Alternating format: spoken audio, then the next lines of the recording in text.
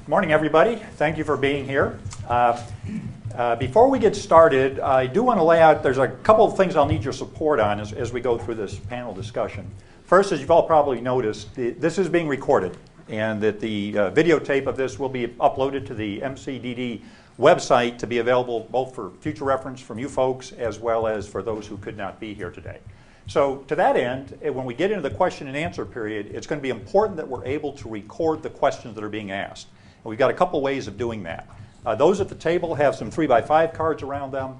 As the panel members are making their comments, if a question occurs to you, jot that down, wave it up there, and Ron or somebody will catch that. Additionally, Angela, where's Angela?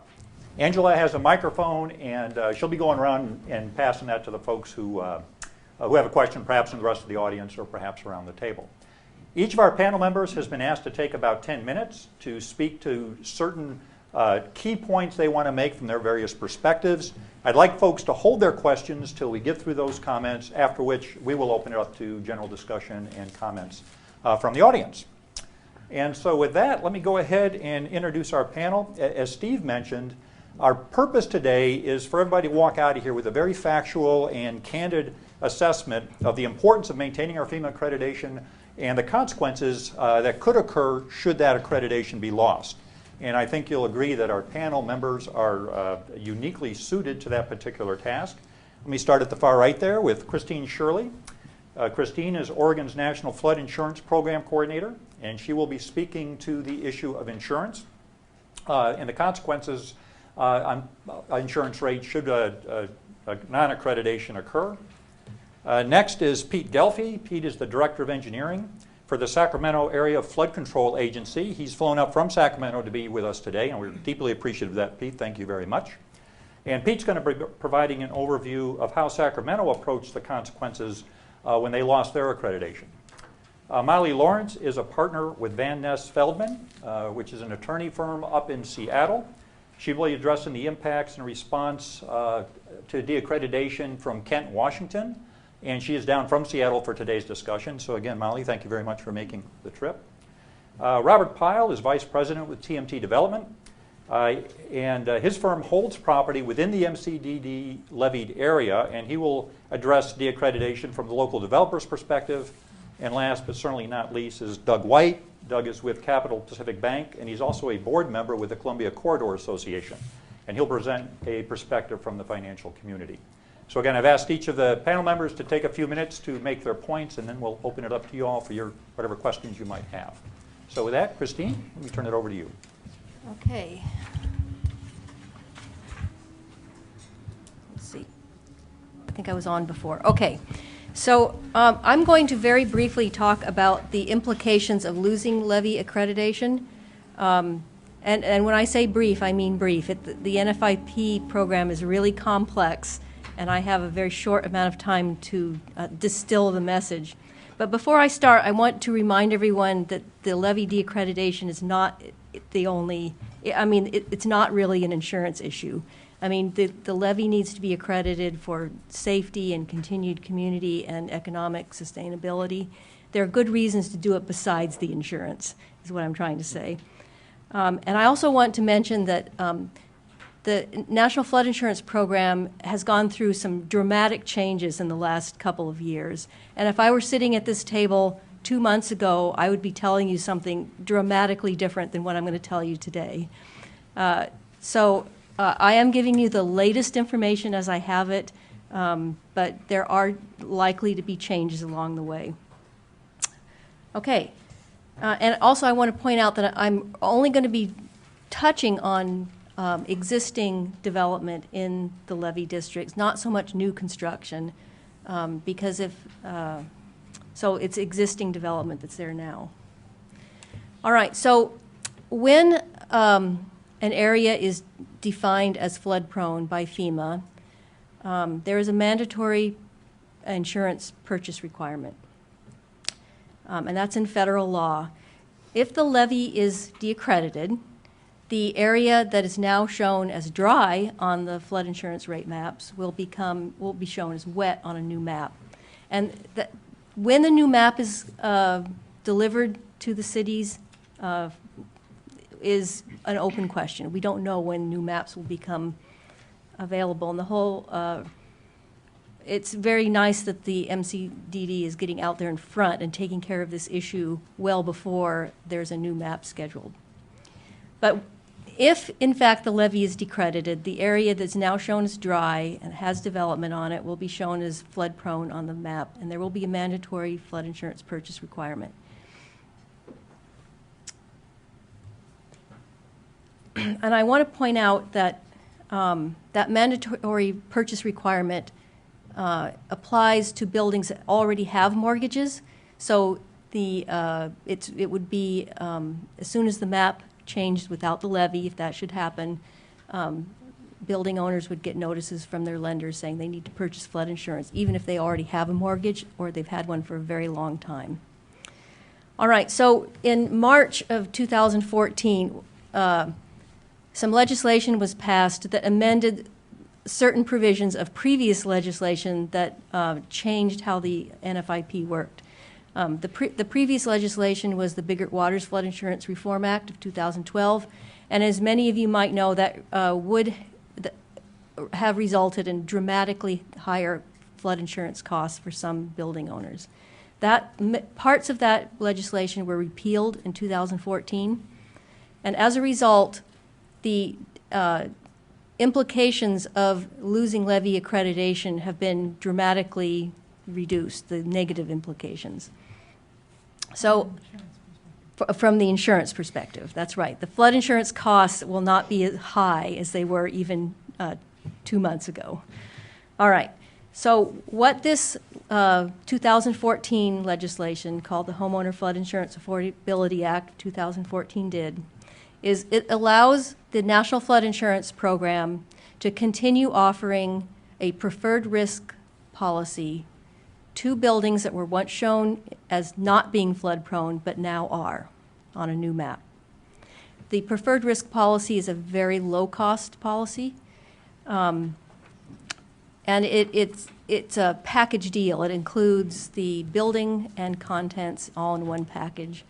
And the costs are pretty reasonable for flood insurance. For a residential building, we're talking $500 to $600 a year. For a commercial building, it can be up to almost $6,000 a year. But commercial buildings have a $500,000 policy limit on the building and similar on contents. All right, so what the 2014 Affordability Act did was allow FEMA to offer these preferred risk policies upon adoption of a map that shows a building that was once not in the flood zone, now in the flood zone. But those policies increase in cost over time. So for primary residences, the increase will go from 5 to 18%, and that's a range that's set by law. So it'll be minimum 5%, maximum 18%. Non-primary residences and commercial buildings and industrial buildings, on the other hand, face a mandatory 25% cost increase year over year off of this initial preferred risk policy. Okay, so what I've done is do a rough estimate of the implications of that.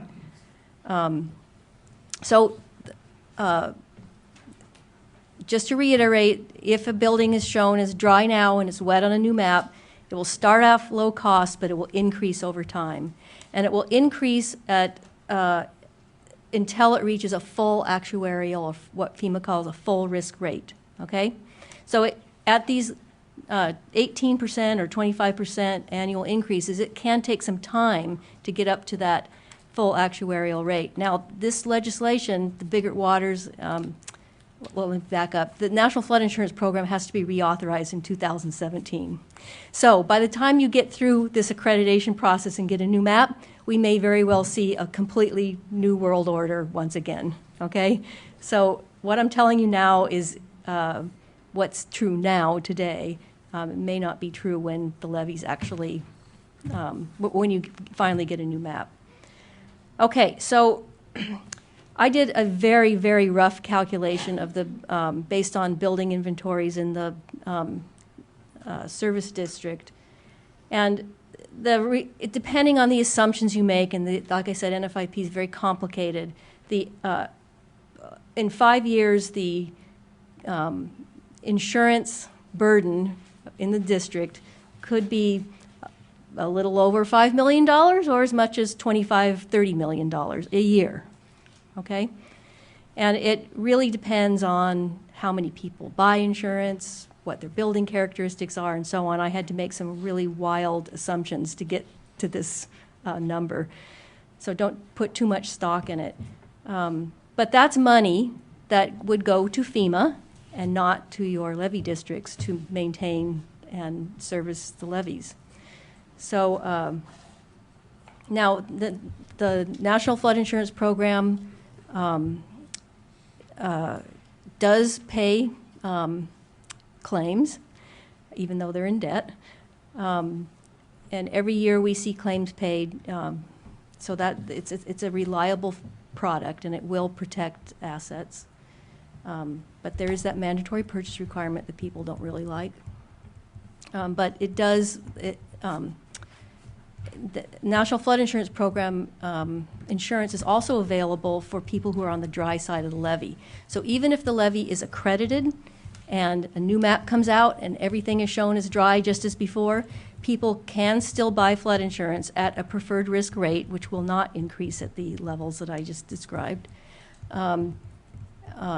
to protect their investment, because if there's anything true about levees is they will eventually fail. We hope not soon, but there's always that possibility. So I hope I didn't confuse everyone. If I did, feel free to ask questions. Okay, Christine, Thanks. thank you very much. Okay, next up is Pete Ghelfi from Sacramento. While they get that ready, thank you for having me. I am your future. As I'm here, I'm alive, I can still smile. Yes.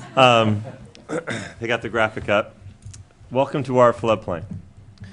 We have over 100,000 residential properties protected by levees in our community, over 5,000 commercial properties, and as you can see, we've had various levee certifications along the line. The map that you're looking at was our effective FEMA map in 1989, which shows a fairly large area of the city mapped in the floodplain. In 1998,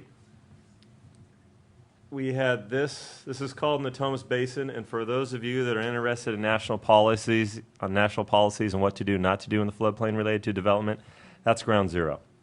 That has caused more friction throughout Congress and the Corps and FEMA than any other area in the country. And the reason why is that the developed area is in the deepest floodplain.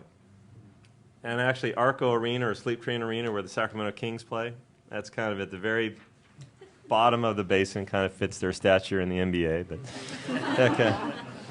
But we have our international airport sitting right there. We have I-5 coming through the community right here, and we have a bunch of farmland that is ripe for development. And so there's a lot of issues about how do you go about protecting these types of areas. So in 1998, the Corps of Engineers did some work prior to that, and they certified the levee system. 2008, they revoked that certification, put them back into an AE flood zone. SAFCA, the agency that I work for, we've spent $400 million so far strengthening that levee system, and we are awaiting a WRDA, which is a Water Resource Reform Development Act, depending if you're Republican or Democrat on that definition. But we expect Congress to act on it today to approve a $1.1 billion program to fix the levees in Natomas. One of the fun things about that is the Corps will say it's only to a 67-year level of protection, because they can't, through an executive order, allow them to protect something to 100-year without dealing with growth-inducing impacts associated with that. So between SAFCA and the state of California, we are going to be able to provide that basin with 100-year and actually 200-year level of protection. State of California also enacted a policy, it's called SB 5, that says if you are a community of over 10,000 folks or more, you have to provide 200-year level flood protection to your community. One of the things that's always existed on the national level, the way the FEMA policies read, it's a light switch. You're in or out. If you have 99-year level of protection, it's horrible. If you have 101-year level of protection, sky's blue, don't worry about it, go about your business. Everything's fine. And that is very small in the realm of level of protection. So the state of California decided to go with something a bit larger to set a mark at 200-year, and I think the Corps of Engineers and federal policy is looking at 500-year as a realm. So we have two worlds that I'm going to talk about. One is the Natomas Basin, which we're going to let the Corps of Engineers take the lead on continuing on the levee improvements in that basin. We started a study in 2007. We are hopeful that today will be the culmination of that effort with a WRDA that authorizes the Corps of Engineers to do work on that. We expect, depending on federal funding, maybe another 7 to 10 years before that project is complete. The area, the residents right now are paying the PRP rates. Our Matsui, our congresswoman, she enacted legislation to allow these PRP rates to continue for a while. So right now they're paying about $500 a year in flood insurance. Roughly about $12 million a year is leaving our community, not reducing flood risk at all. That $12 million a year does not provide 1 ounce of flood protection to the community. So one of the things that, as you move forward on these types of deals, you have to, this is part of your talking points, is you can pay me now or you can pay me later, but you're going to pay. And I think that's another element. If we go on to the next slide, what we have here is the area not in Natomas. I'll go back. Again, this is the Natomas area. This area here, you'll see a box on the next slide, is North Area Streams, and we have the Sacramento River that runs through here. Corps of Engineers has done a lot of work on the American River, and they are standing behind that effort, and so it's going to be included in part of our certification efforts. But on the next slide, we have these two boxes. These two boxes, we have roughly, outside Natomas, we have 58 miles of levee to certify. Out of that, 12 miles, we believe, on our own investigations, still needs to be fixed in order for us to accredit the levees around Sacramento. We also have a thing to deal with on encroachments, penetrations. When the Corps of Engineers certified the first time in 2005 and 2007, which I was part of, it seems as though no good deed goes unpunished, they did not look at any of those items. So they said it was all good, and what we turned in. Well, now, besides some of the deficiencies in the levees, we now have to go back and address some of these encroachments in vegetation. Not seeing your levee system here, but we've had some sins of the past that, lucky me, I get to be the face of knocking on doors. But we've had subdivisions that have gone right up against the levee.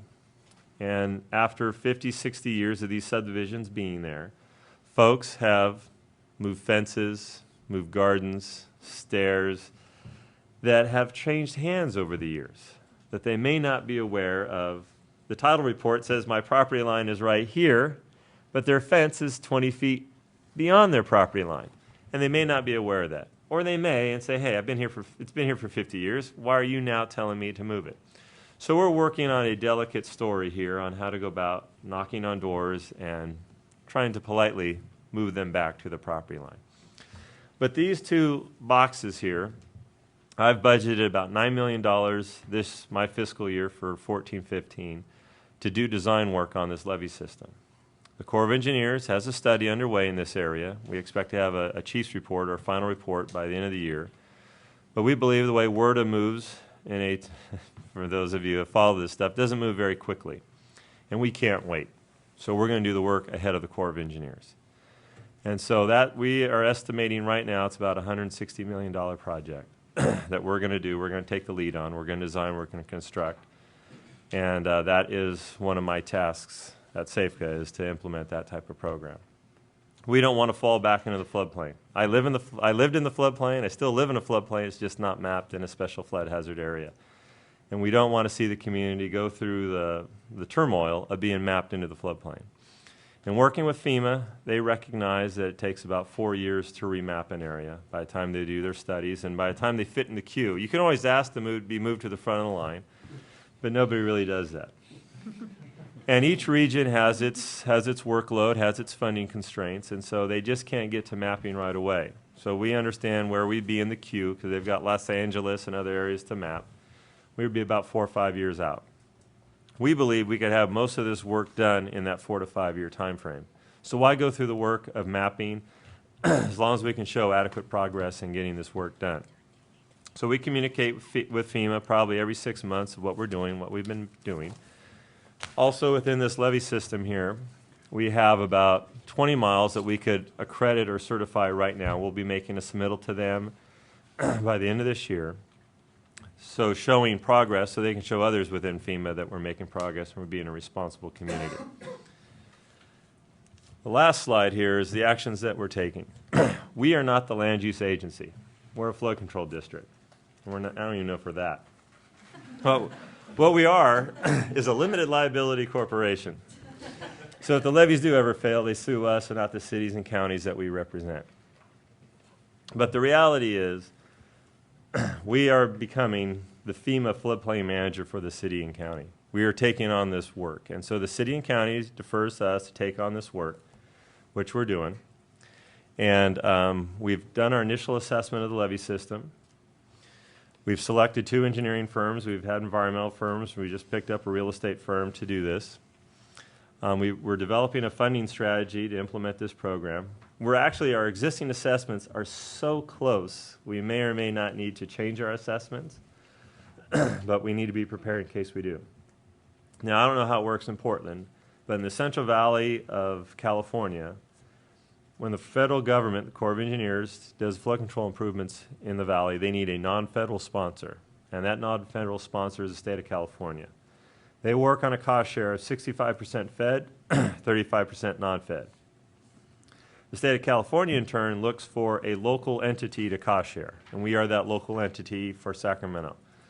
The state of California pays 70% of the 35%, and we pay 30% of the 35%, so we're roughly in for 10.5% of a project. So when the federal government's involved, that is the cost distribution. When they're not, it's 70-30, just state of California and SAFCA. Excuse me. So we plan on being able to take on this work ourselves. As I've said, we communicate with FEMA pretty regularly on this. But one thing that we've noticed, and part of the sins of the past, is that we need to take ownership of the levee certification. Sorry, I'm getting over a cold. So what happens is when the Corps certifies, they have their set of rules. And when their rules change, that affects your certification.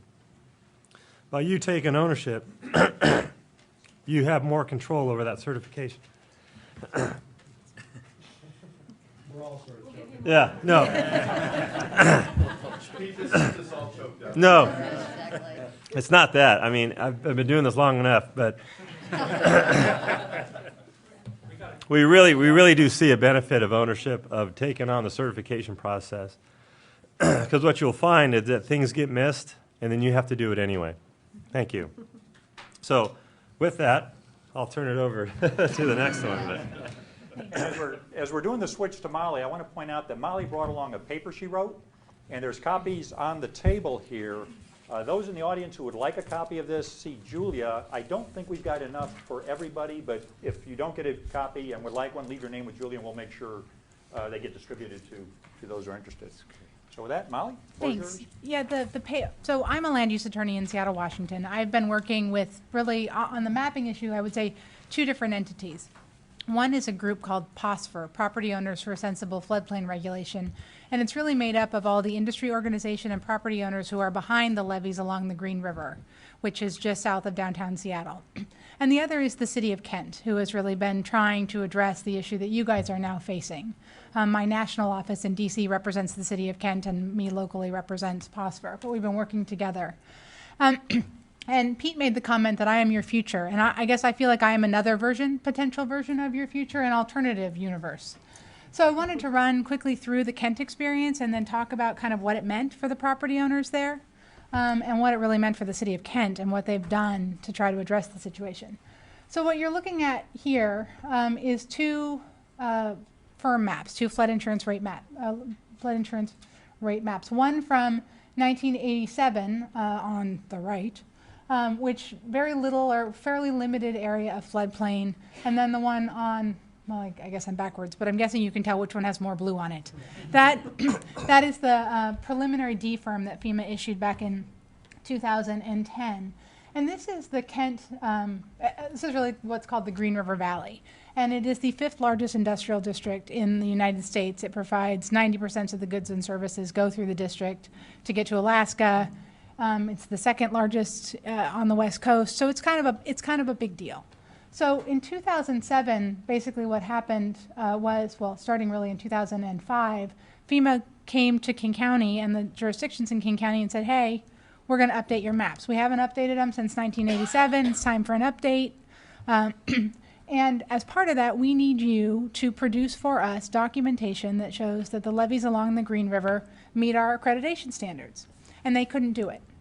The reason we're a little bit different than you all is that with the exception, was one of these a pointer? With the exception of the levee, which is right here, you see this little gap that's not in the floodplain? That levee is what we call the Tukwila 205, right along there. And that is the only Army Corps certified levee in the area, the only Corps owned and operated levee. And the Corps did give them a letter back in 2007 saying, yes, you meet certification standards. They have done what you all are experiencing now and sent them a letter saying, as of August 2013, we're going to pull that certification. They then worked with the Army Corps, and my understanding is that that has been delayed. So they have not pulled their certification. But FEMA went ahead, in light of the fact that they just had one letter from the Corps and nothing else from the other local jurisdictions, and they remapped them. And the first thing they did, they put the whole darn valley, the whole thing, basically from here, all of this was blue, in a preliminary firm that came out in September of 2007. And so that is, $50 billion of industrial land that was suddenly all put into the flood zone. The cities and counties got together and filed a map appeal to FEMA in March of 2008 saying, wait a minute, all you've done with this map is extrapolated the flood surface elevations from inside the river out across the entire valley. Of course the entire valley looks wet. Do a new flood study. If you do a new flood study, you get this. You still get this because we still don't meet accreditation standards. So the city of Kent, I would say fairly began to panic. Because, a huge, again, this is sort of their entire downtown area is down in this area. And their entire economic engine is down in that area. And so they began to say, what are we going to do to try to address this situation? And the first thing they did, and I don't think you can tell very well, but is they did an engineering approach, which is what you guys, I understand, are in the middle of. They did an evaluation of the levees from here all the way down. And they identified all the places in the levees where there were deficiencies, where it didn't meet certification and accreditation standards. And those are these little orange bits that you can't see very well, but there are little orange bits throughout. This picture is particularly relevant because it gives you a really good idea of what the development level is in the valley. Right? This is pretty darn intensely developed, and then there are some less developed areas. And then you get further to the south and you begin to get into agricultural areas. But some of this is really intensely developed, and there's a large residential development in here as well, about 5,000 units. So they first did let's identify deficiencies. They then broke it up into 7 segments that they named each one of them. This is the Briscoe Desmoni, the Holly, there's the Boeing, whatever, a variety of segments. And they started thinking about how are we going to go about reaccrediting these levees from the south to the north, because the river runs this way. And as you probably have all learned, right, FEMA will only accredit an entire reach or an entire system. They will not accredit you reach by reach. And so you got to start down here and work your way up in order to get the whole thing accredited. King County has, the city of Kent put a budget estimate on this of about $80 million. They are doing really different things in different locations. Up here, where there is the most dense development, and you can see I actually have represented this corporate park 3 times since 2007 because it's changed hand 5 times since the first maps came out. That's been the functional effect. The first time it dropped 30% in value. It was the reduction from the threat of being mapped into the floodplain. That was the reduction in value. And it's since changed hands 5 more times. And mostly what happens is REITs buy it, who don't do a very good job of due diligence. They then own it for a few months and go, holy crap. we're not sure that this is going to work. And they turn it back, they flip it back over to the next REIT who will buy it without paying attention. Really no joke. I got a call from another potential buyer 2 days ago for this property. And they're like, can you tell us what's going to happen? I'm like, yes, I can.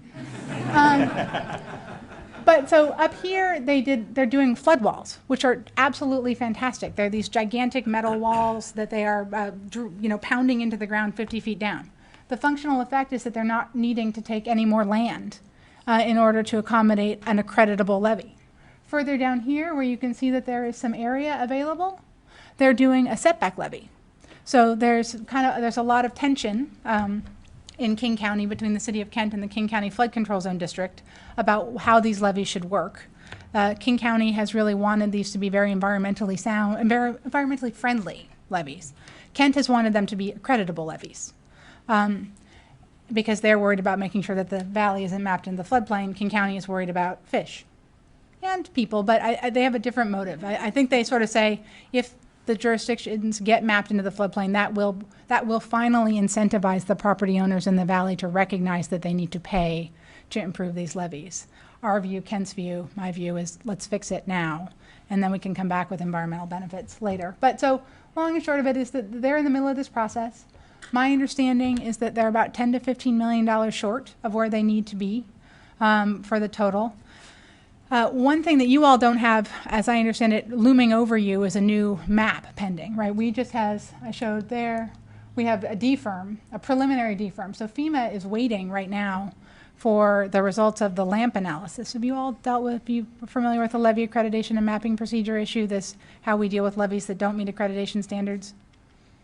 It's another piece of the puzzle. But long and short of it is we are now looking at potential new maps for this area in about 2017, 2018. So when I was asked to come down and speak, the question was, what should I communicate to you all? And I guess what I want to communicate to you really, really clearly is make a plan. Start by make a plan and be united. The fight between Kent and King County fought for about 1.5 years over the design of this segment. As I said, Kent wanted to do flood walls to the tune of about $20 million.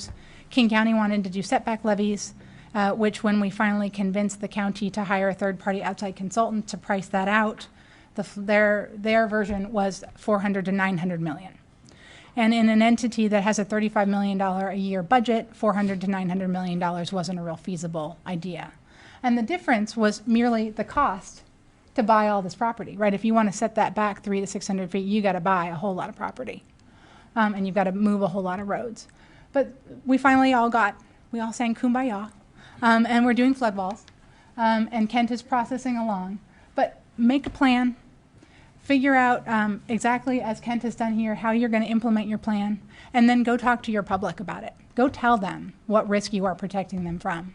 Because we've had a lot of property owners panic up there when they hear that they might be put in the floodplain. Just a lot of concern, a lot of people jumping out of the valley. REI is in the valley, Starbucks is in the valley, Boeing is in the valley. There was a moment where it looked like Boeing was going to leave the valley because they put up an 8-foot flood wall around their entire campus because they were afraid of flood risk. And they ultimately decided, as I understand it, or at least their current plan is to stay. But make a plan, communicate it to your people, tell them what you are giving them in terms of a flood insurance benefit, and that is the way that you can probably find funding. In this case, again, we're not like the Army Corps situation. All of this is being funded by a combination of property taxes through the King County Flood Control Zone District, drainage fees that the city started implementing in about 2007. They tripled their drainage fees they knew that this was coming, and other state funding sources.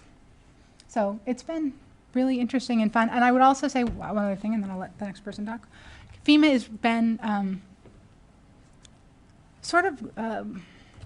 not transparent necessarily about what's going on, but really quite good to work with, if that makes sense. I mean, they are not, and I would say they're not transparent, not because they're intentionally trying to be opaque, but because they don't necessarily know what's going to happen next. There's a lot coming down from the federal level, and they don't know this LAMP policy and how you map unaccredited levees is a morass that nobody quite knows how it's going to end up working out.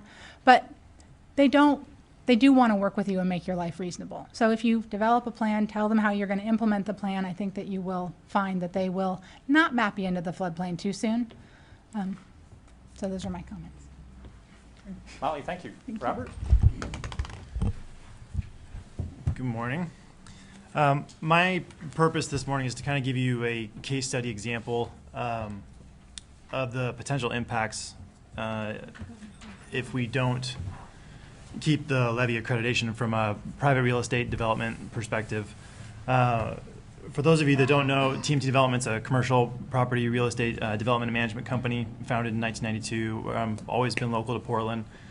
We have 2 properties that we currently manage in the drainage districts that are facing these impacts, and therefore we've tried to stay very engaged in the process where we participate in the drainage districts.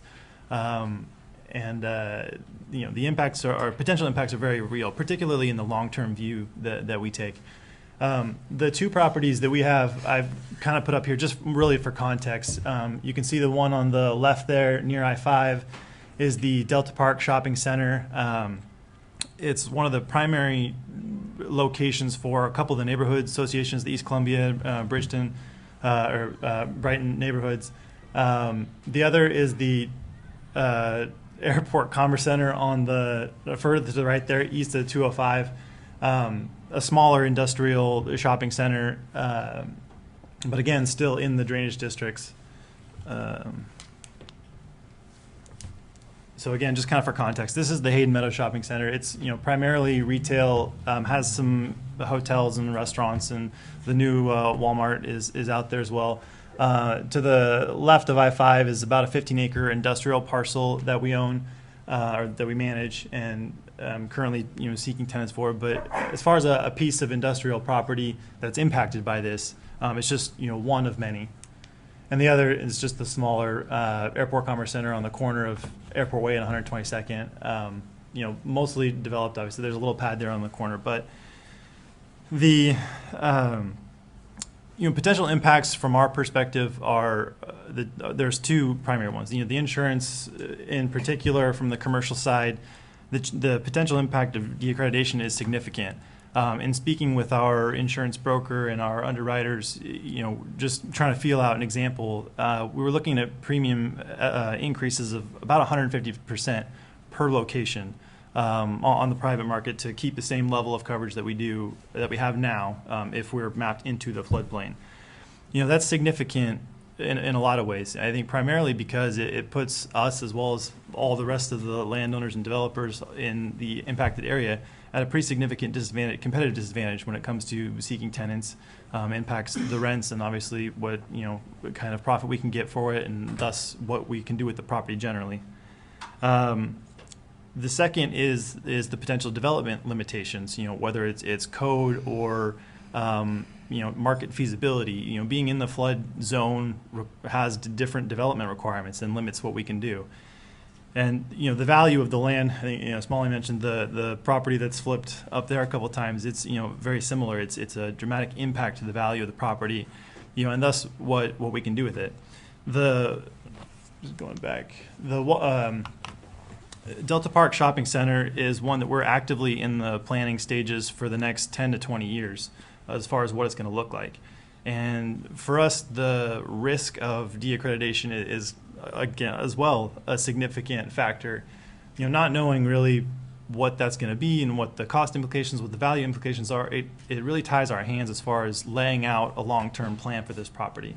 And we're certainly not alone. I feel like we're kind of a drop in the bucket all along Airport Way and in the drainage districts here. There's some other significant landowners who are facing similar situations. And particularly, I think, with the volume of the city's limited industrial land that's in this area, and how much we in the real estate industry talk about availability of industrial land, it's significant. I think the risk of the unknown is pretty important to us at the moment.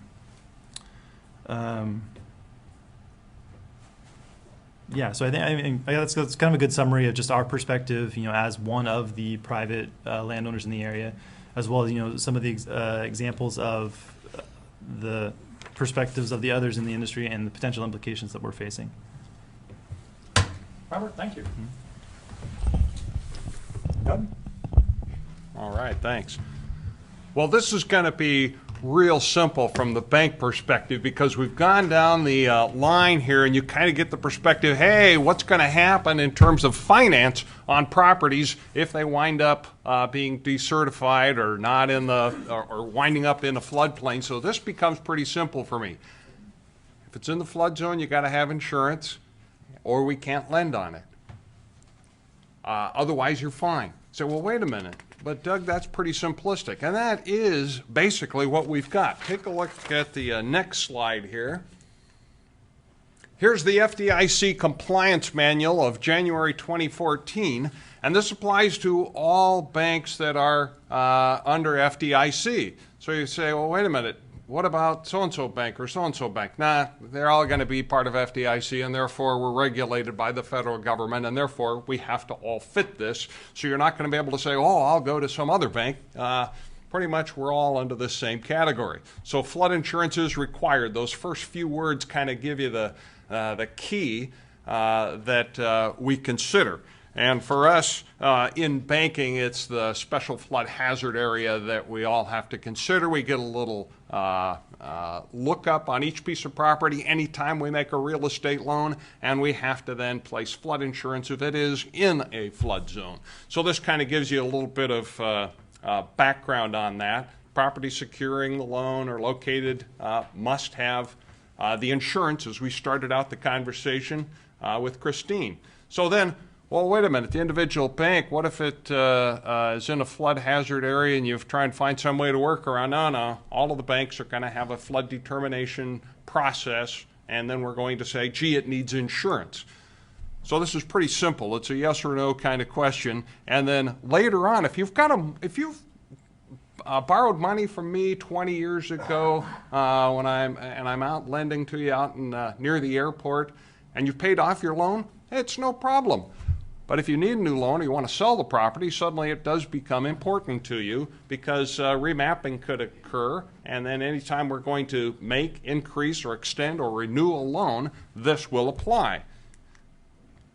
I wanted to talk just a little bit about loan metrics because if you think about this, and Robert already talked about this briefly, but I kind of wanted to put a little context in terms of the way banks look at trying to underwrite loans and kind of try and give you a feel for what the ultimate implication will be relative to the rise in insurance costs. That has a direct impact on all of us. Cost and availability of flood insurance. If you don't have insurance, you can't get a loan, and cost becomes prohibitive. So if you have a rising cost, as we saw in Christine's beautiful chart that she started us off with, then that's going to result in lower net operating income. Oh, I don't care if the business isn't making as much money as they were yesterday. That's not going to impact me. Well, it does. It impacts all of us. How? Well, we're going to start charging higher rent if you're an investor in the property, or if you're the owner of the property running your business in the property, you're going to have lower income. You've got to have a way to compete. And if you have a lower property value will result because the net operating income is what, or cash flow, is what dictates the value of the property. So it's all kind of this circle, and we take a look at it in banking and say cash is king, and certainly here's the indicator of how we look and examine property values. And the impact then. Columbia Corridor is an industrial area. We have an airport that serves the city, and the port has a number of properties out there, but there are 60,000 jobs in the corridor area, 2,500 businesses, and we have to compete in a global marketplace. So kind of keep that in mind, that all the businesses that are located there, as well as the houses that are located out there, we have to compete internationally. So that is, I think, what the impact is for all of us. Doug, thank you very much, and panel members, thank you all very much for that insight and those thoughts. We'll turn now to whatever questions the audience may have. If anybody has jotted down a question on one of those cards and would like to pass it around, that'd be great. If not, just raise your hand and we will get a microphone to you so you can be heard.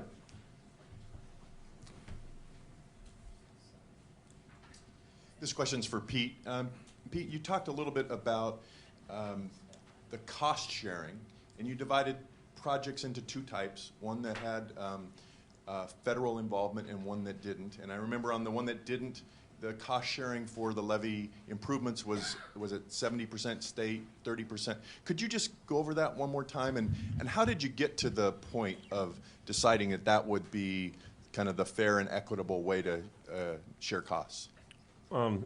Those are the right percentages, and it's state law, so we don't get to negotiate it. It's just how the law is set up for the state's participation in flood control projects in the valley is 70-30 with the local, and so that's something we think is a pretty good deal, so we take advantage of it.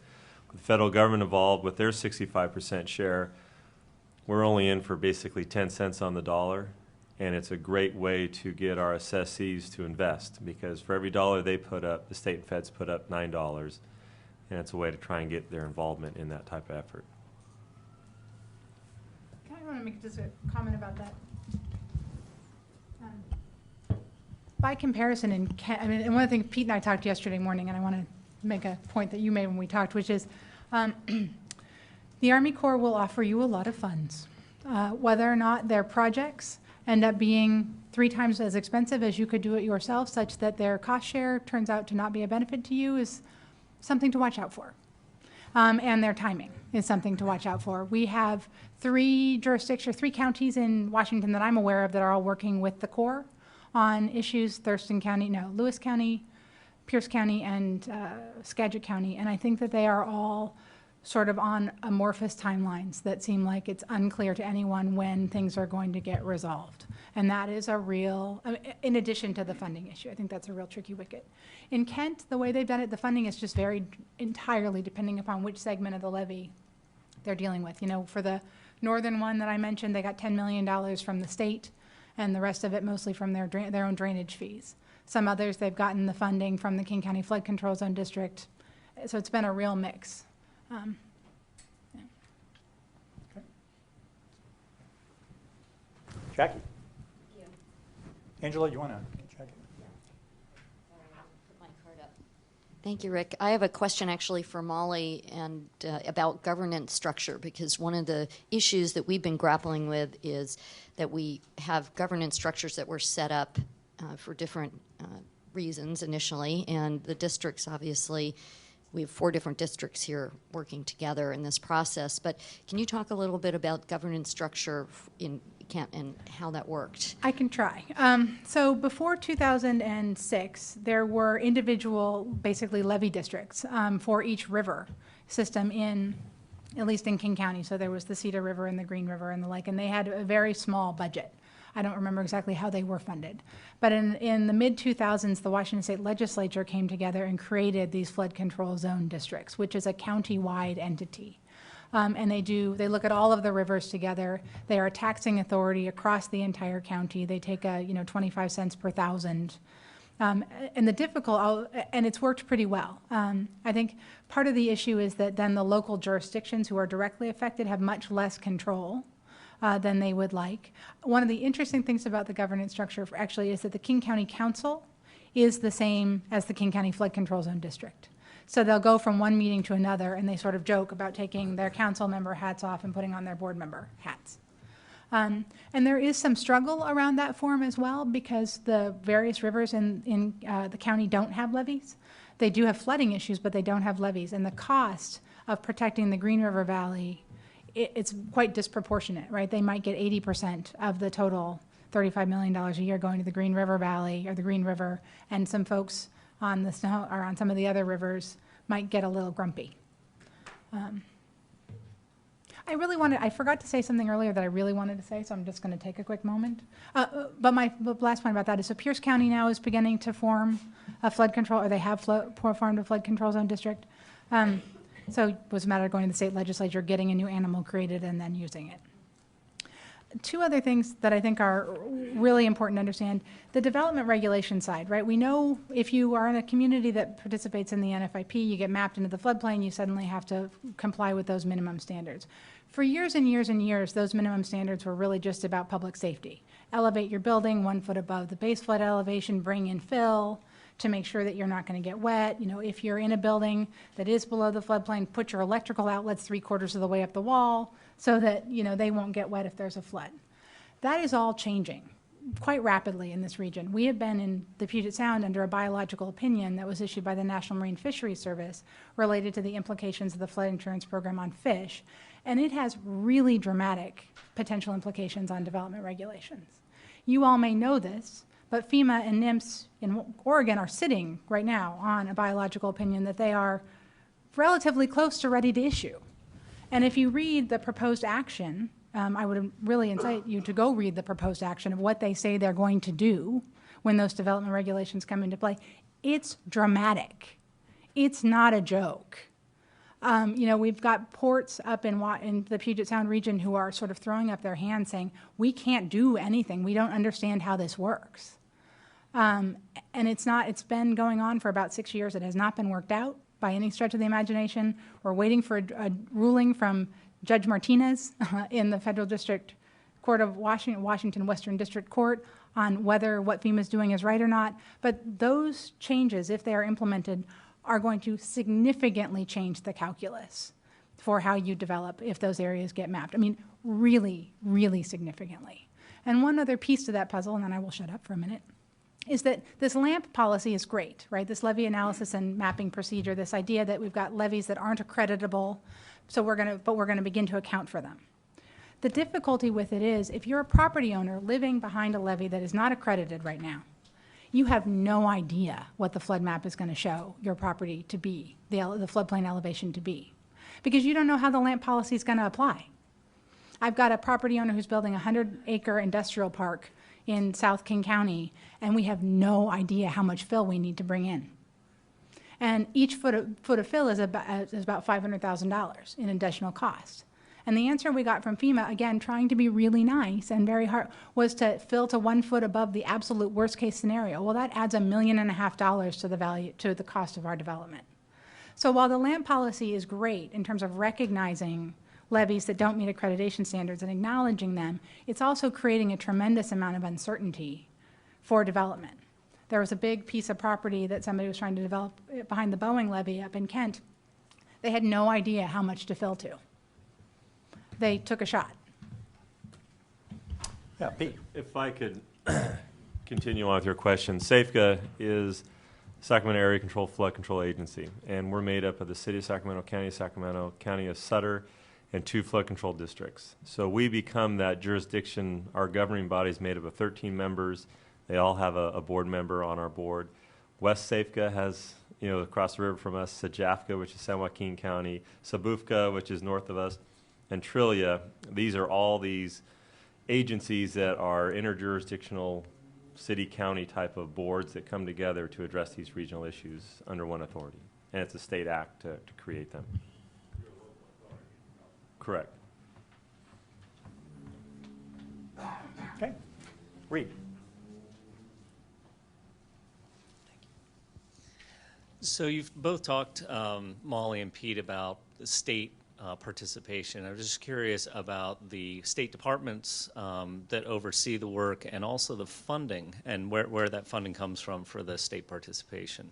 I believe in Sacramento there was a bond measure that passed, but I'm not at all familiar with Washington, so if the two of you could speak to that. I'll answer first. We are, the state's agency is the Department of Water Resources, and they oversee flood control issues in the Central Valley, and there was a Proposition 1E bond that was passed, I'm trying to think how many years back, and it had about $3.5 billion in that bond for flood control improvements in the Central Valley. So that's kind of where the state gets their funds for our efforts. The state of Washington, I have to admit, I'm not as familiar with it as I probably should be. 2 answers, though. One, my understanding is that the $10 million that Kent got for the Briscoe Dismoni was just straight out of the general fund. The flip side of that is the Department of Ecology has started a really interesting grant program in Washington with sort of under the umbrella, or maybe not the umbrella, but trying to work with an organization that's been created up there called Floodplain by Design. And it's basically a multi-purpose, they look for multi-purpose projects, right? That it has a levee that has a flood control component and a fish component. Or, you know, it has some environmental positive. And they have, I think, about $42 million that's been earmarked for that, and people apply for grants for those. But they're, you know, you've got to balance your needs. Okay. Well, while you all are thinking, a question occurred to me from something Molly said, and in conjunction with something Pete said before the meeting started regarding property values. And Molly, you were speaking, I think it was that dark blue piece up to the top where you'd mentioned a drop of some 30% property values. And Pete, you were saying there was a broader range of property impacts in Sacramento. And I wonder if you guys could speak to that a bit. And Doug, if you've got anything that might apply here from a financial side, feel free to jump in. Since I've been fortunate to be mapped in and out of the floodplain, or have my community mapped in and out of the floodplain, a lot of folks seek to look to Sacramento and say, well, what does that do to property values? And there are so many factors that determine property values that it's really hard to see where that floodplain line ends, that a house on one side of that line drops in value versus the other. You know, on commercial properties, we understand the difficulty in paying high flood insurance rates and how that affects property value. But in talking with Rick, you know, he sent me a little study that was done in Sacramento's Natomas efforts. And then I quickly got on Zillow and sent it back that, you know, properties in an AE flood zone last year rose in value by 29%. There are so many factors that affects a property's value that it's hard to pick out just a flood insurance thread on that. Now, if FEMA, through Biggert Waters, is going to start ratcheting up flood insurance rates, you know, in 10 years or 20 years, these 5% or 10% increases will start to inflict enough pain that I think will actually affect property values. But right now, when you go from day one to being in the floodplain, I don't think you're going to see much of a change, especially in residential, a big change in residential property values. But over time, you might see a slow degrade of property values till it picks up momentum and really starts to drop. So we had an appraiser for one of the big real estate, Kidder Matthews, do basically an analysis of the impact not only of being in the floodplain, but the impact of the additional development regulations that are imposed under the biological opinion on some properties in Fife, which is near Tacoma.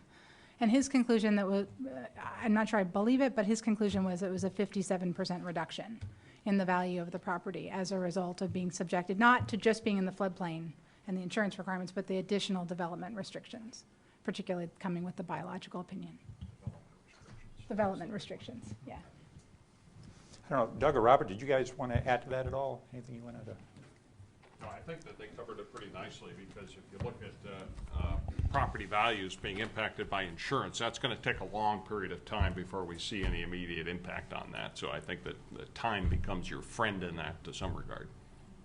And the only thing I would add is, I mean, talking about the list of potential factors that go into the valuation, I mean, one of the more significant ones is the risk. It's just the unknown at this point. You know, what is maybe our biological opinion going to be, or what is the you know, the actual, at the end of the day, underwriter's premium going to be for the insurance? At this point, there's just so much unknown, and that does have a very material impact on value.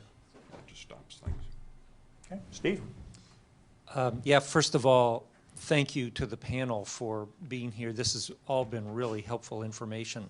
And Rick, just a kind of a process point here.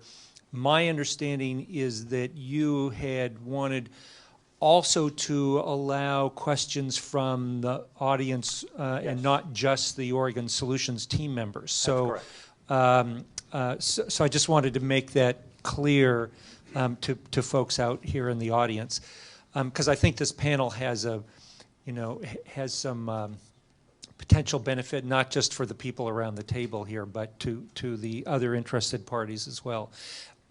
And I have a question that I wanted to ask Christine about flood insurance rates. At least a few months ago, when you and I spoke, one of the things that you talked about was the fact that the implications of being in the floodplain wouldn't affect all properties equally. That is, that the flood insurance rates would be dependent upon where people sit in that floodplain and what their relative elevations are. Is that still the case under the new legislation that's passed? Yes and no. So what the new legislation did was bring back grandfathering, and it also brought back the preferred risk policy extension, so that buildings are not going to be rated right out of the box actuarially, and that's where we are seeing the big discrepancies in a newer building elevated a little bit and an older building that was not elevated. So this legislation kind of stabilizes things and makes huge differences in insurance not the case anymore. Does that answer your question? And will that hold true then in terms of that, you know, over the next 5 to 10 years as the adjustments are made? Well, like I said, NFIP has to be reauthorized in 2017, and I can't tell you anything about what's going to happen then. So until 2017, you're not going to see big dramatic differences between older buildings and newer buildings. Yeah, after that, I can't answer. It's hard for me not to talk, even though you know, with flood policy, what you're seeing now, one big flood away changes the whole policy. Yeah. So if you have a big flood between now and 2017, whether it's Sacramento, whether it's New Orleans, whether it's East Coast, they're going to reshuffle the deck and try and straighten it out with that. Yep. Sure. Yeah, I have a question for Christine. Yes. Under the new levee analysis and mapping procedures, there's a Zone D that's Yes. been identified or created. And I'm wondering if for a homeowner or a property owner who is currently in a Zone AE and then becomes in a Zone D after this new mapping procedure, would their insurance rates how would their insurance rates change, if at all? Or would they decrease? Well, if you're in an AE zone, AE rates and Zone D rates are essentially the same, okay? In a Zone D, there's not a mandatory purchase requirement, okay? So the Zone D can be expensive insurance if you haven't needed it before, but if you already have it, you shouldn't see a dramatic increase in cost if you have AE insurance. Okay, and you said that being in a Zone D isn't you're not federally required to purchase insurance. That's right. I think I read in the documentation that it says that lenders may require insurance in That's that right. zone. It's Is lender's that so? Is the discretion. lender's decision? So Yes. Douglas, so who makes that decision? Or does each bank make it independently? Or each Yes. institution? Yes and no, and yes, but pretty much it's up to the bank to make that decision. And as you saw in terms of the policy, we say it's either a yes/no kind of answer. So most likely you're going to be required to have insurance by most banks in that zone. Even though it's the FEMA criteria or a process says that it's not federally required or federally mandated. Yeah, if it's not federally required, then most banks are going to say no, then we're not going to require it. Okay. But where you wind up in that mid zone, you wind up with some banks saying yes, we're going to require it. I mean, there's no absolute on that one. You're kind of in a gray zone at that point. Does Right. that make sense? I think. So I want to add Gray something zones to All the right, thank zone you. to the Zone D. This is a scenario that I think we want to avoid. Is a situation where the levees are partially accredited and some areas become these Zone Ds. And the reason is because if you're not in a flood zone now and you have a Zone D, it's supposed to send a message that you're at risk. And yet if someone goes out to buy insurance, they will find it to be astronomically expensive. And so people won't buy it unless they're forced to by the banks, which leaves us with a bunch of vulnerable people who have no way to recover if the levee does in fact fail. So Zone D, in my opinion, is to be avoided at all costs. It's not a good deal. Yeah, right. Zone T is a hot topic, but Yeah. I think for you as a home buyer, keep in mind the bank may say yes or no to requiring flood insurance. They may change their policies in 6 months and require you to have flood insurance. So that's the tricky part. You're kind of in limbo land. You're subject to somebody else's decision. And Zone D, just the way they are working with the LAMP process, which I don't think you guys need to really understand the inner workings of LAMP, is a horrible way to go. I'm not sure anyone knows the interworkings of LAMP quite yet. I would just note that this insurance conversation is much more relevant or directly on point the way we're having it for residential properties than it is for commercial, because the levels of insurance that you can get through the NFIP are limited at what, $500,000 for the building and $500,000 for the contents for commercial. And you go to one of those buildings that I pointed out, and the person said to me, I have $7 million of equipment on the floor of this building. So most of those people are using NFIP, commercial, are using NFIP as basically their deductible. And then they have private insurance on top of that. And most of those private insurance companies are not relying on FEMA maps exclusively, or in some cases at all, to determine what your flood insurance policy is going to be. They have their own maps. As I've discovered, FM Global has some entertaining maps. Yeah, and I'll add a little bit to that in that we have FM Global. That's exactly right. I mean, from the commercial side, the federal insurance does get looked at as the deductible, and then you carry your private insurance on top of it. And that's kind of the example I gave that we were looking at right now. Our policy to get the same level of coverage once we're in MAP, that premium goes up 150%. And for the very same thing, there's so much limitations in the federal program. You get a little bit in terms of the building, a little bit in contents, but there's no rent loss. There's no so all that stuff you have to go out to private market for, and they have their own maps and they have their own premiums, and it does become very, very expensive, which then impacts the net operating income and the value. And this is probably only relevant to Selby Island, which is where I'm from. We're agriculture and residential. The idea that you have to buy flood insurance, which only provides, what is the limitation on a house? $250,000. $250,000 limitation on a house that you just paid $500,000 for.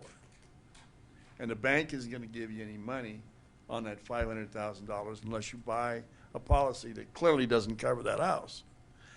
Somehow that doesn't make any sense to me. Could you explain that? Yeah, I'll address that. Yeah. So it's important to realize that for a residential building and commercial buildings, that FEMA only insures the building. They don't insure the land. So they only insure the improvements, in other words. So if you purchased a property for $500,000, some of that is the value is in the land, and it needs to be subtracted. Does that answer the question? I mean, for a very expensive home, it still won't cover the cost of a very expensive home, but $250,000 for most residential customers is adequate because it does not include the land. Is that the financial answer? Yes. Yes, that's pretty much the financial answer from the lender's viewpoint. We're going to take and say, yes, it's in the flood zone, and we've got the insurance, and that will cover it. Now, you may find with larger properties, ones that you're spending $1 million on or something of that ilk, that the lender is going to take some extra steps and do what we're talking about relative to the commercial properties and apply that same metric and say, we want more insurance. And if we do, the insurance industry can provide for that additional insurance. So it becomes a risk evaluation topic for the lender to say, yes, we think that we need some additional coverage on this property because it has greater value than the minimum coverage provides. I think we have, we're coming up on time, but I believe we have a question here and another question over here to the right. I wanted to complete the answer for that too. We need a microphone so we can get the... So if somebody can pass me the mic. And could you identify yourself, please? Yeah, I'm John Graves. I'm the Senior NFIP Specialist for FEMA Region 10. The other half of that answer is that the limits on the flood insurance are set by Congress. So, we can only insure up to the amount that Congress allows us to insure up to. So that's why there's such limitations on that. Thank you. Thank you. This question is for Molly. Molly, my name is Hong. I'm an attorney at Miller Nash, and I have the fortune of being of representing the drainage districts. But with respect to the ESA implications, would you say that in reading between the lines of what you've said, could we avoid the biological opinion development mitigation requirements if we can avoid the area behind the levees from being designated as a flood risk by certifying or accrediting the levee?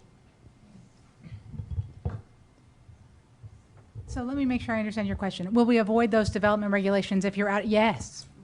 Yes, that's Thank the you. key. Yes, so that's what Kent cares about. If they never get mapped in, they never have to deal with them. If they get mapped in, they're in trouble. Can I say something quickly about the Endangered Species Act? I just wanted to say that DLCD has been working with FEMA on this Endangered Species Act lawsuit in Washington, in Oregon. And we do have, DLCD does have an ESA working group.